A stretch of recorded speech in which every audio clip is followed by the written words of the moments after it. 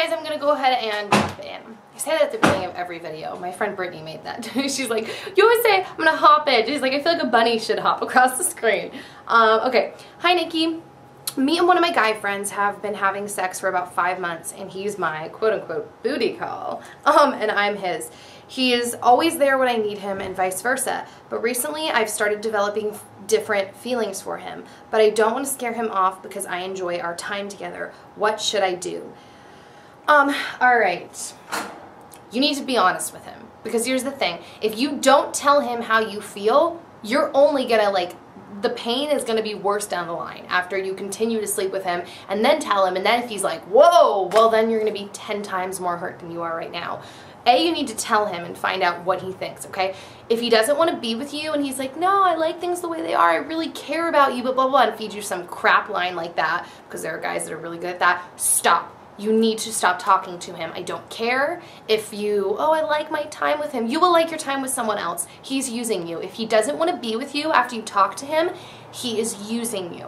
And I know that sounds really, really harsh, but that's something that you have to know, okay?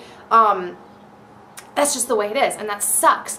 Okay, if you talk to him and he does want to be with you, then you evaluate it from there. I still think, you know, sex is best in marriage. I know that's coming from a religious standpoint, but it's also coming from a logical standpoint for me too. I feel like it's the most secure and safe and the best when you're in marriage. So that's what I think, but I'm telling you, no matter what he says, no matter how smooth of a talker he is and says to you like, oh, but things are great the way we are. We basically are, but titles ruin things or whatever, or I don't know. He'll feed you, if he feeds you some kind of crap like that, run as fast as you can the opposite direction. Seriously, you need to tell him, all right, well, I don't think we can talk anymore. Oh, you're gonna be like that? Like, oh my gosh, you're such like every other girl. Yeah, well, thanks, I am like every other girl. Like, you need to protect yourself and your heart, because ultimately this person is not married to you. He is not your family member. Well, I guess, you know, being a family member, you can have family members who don't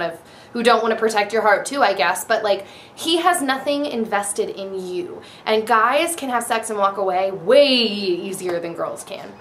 So you need to run the opposite way if he says that. Seriously, okay? I know that sounds harsh, but that's the truth. So yeah, I hope that gets figured out for you. Girls, this is advice for everyone. Don't do that, okay? I'm telling you, it does not end well, okay? Like, what, there's maybe like 0.5% chance, and you just need to assume that you're not the 0.5%. You need to think and use your logic in your brain. And I'm sorry I'm getting like really intense and like into it, but we hurt ourselves so much by choice. Like, I don't understand. As girls, we just choose to walk into these situations where we're like, all right, you can use me without any commitment. Like, maybe if I do this, then he'll want to be with me. Boys don't think that way. I promise you. Boys don't think like, oh, now I've had sex, now we're connected. Like, maybe some boys feel connected after that, but there are many boys who can disconnect the two. And I don't want anyone out there to mistake me to be painting boys in a bad light, because that is not the case at all. I love and respect my husband. I am not like a feminist in that light. I know feminism can mean many things, but I'm not bashing men is what I'm saying. I'm just saying men can often disconnect the two, and you need to take care of yourself. So girls, don't do that. Don't do that, okay? Don't. Alright, so that is it. I hope you guys have a great rest of the day, and I'll see you next time. Bye. I went to a few parties in high school, but I think I've been to like 20 parties in my whole life. Maybe less than that.